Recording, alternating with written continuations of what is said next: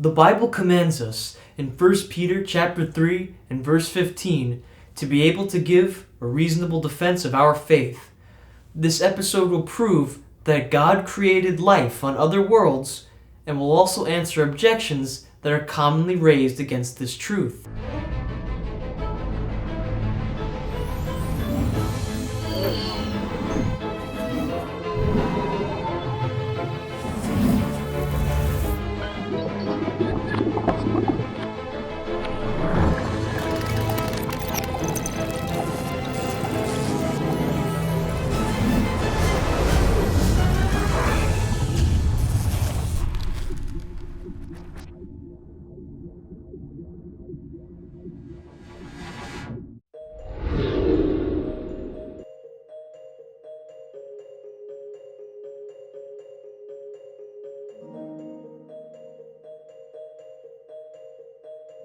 Angels are called stars in the Bible. The Bible says in Revelation chapter 1 and verse 20, "The mystery of the 7 stars which thou sawest in my right hand, and the 7 golden candlesticks.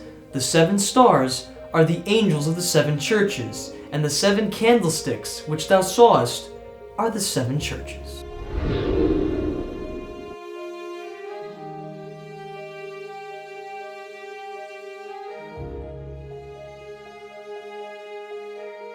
Job chapter 38 and verse 7 reads, "When the morning stars sang together, and all the sons of God shouted for joy." So when God is questioning Job, he makes a distinction between the sons of God and the stars, which are the angels. Therefore, the sons of God are not angels.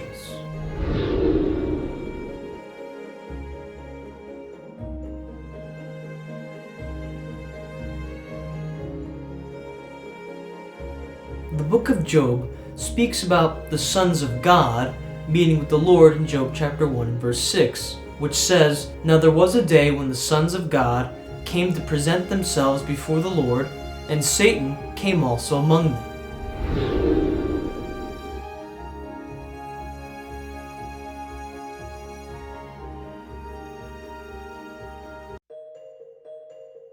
In the passage about the genealogy of Christ, we find the verse which says, "Which was the son of Enos, which was the son of Seth, which was the son of Adam, which was the son of God." Here we find that in Luke chapter 3 verse 38, Adam is called the son of God.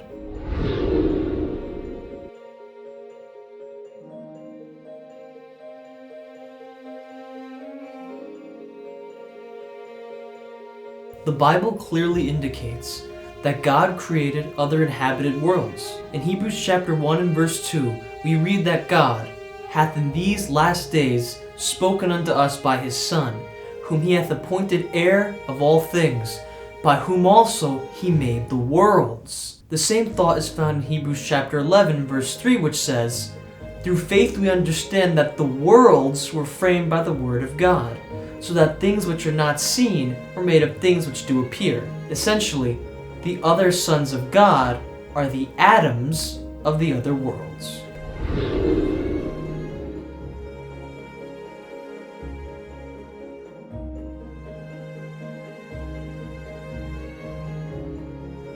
The phrase "sons of God" means different things in different contexts. As we have already seen, the sons of God represent the unfallen worlds. The words "sons of God" is also a title given to those who have committed their lives to Christ. These sons of God, in Genesis chapter 6 verses 1 through 4, are those from the line of Seth, who are intermarrying with those from the line of Cain. The sons of God in Genesis chapter 6, 1 verse 4 are not angels or unfallen beings, because neither angels nor unfallen beings would intermarry with human beings, and the Bible makes a distinction between the sons of God and the angels.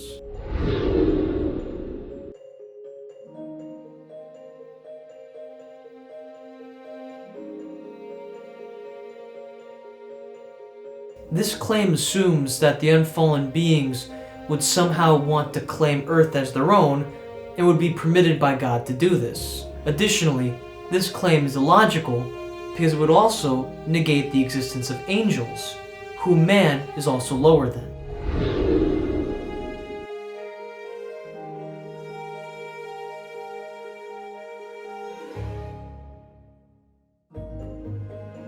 Once again, this point is illogical, as it would also negate the existence of angels. God will make creation new and preserve the righteous as he always has, and this includes the righteous and fallen worlds.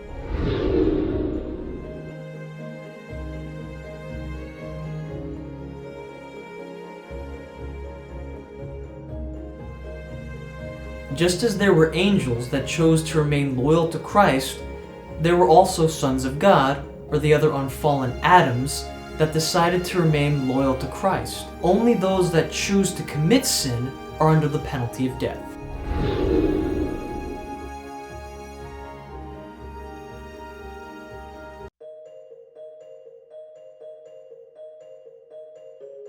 God making the stars is an amazing testimony to his sheer awesome glory. This objection, however, does not make sense. Once again, this objection would negate the existence of everything that is not human, as stars are not made for them, and all of creation does not focus around them. Finally, creation does not center around man, but around Jesus Christ, the Creator.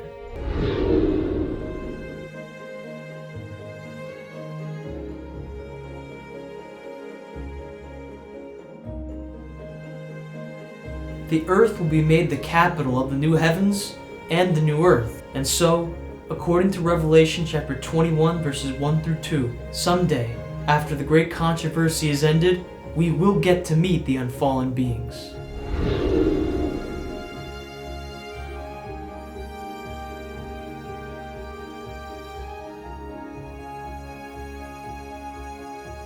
Absolutely not.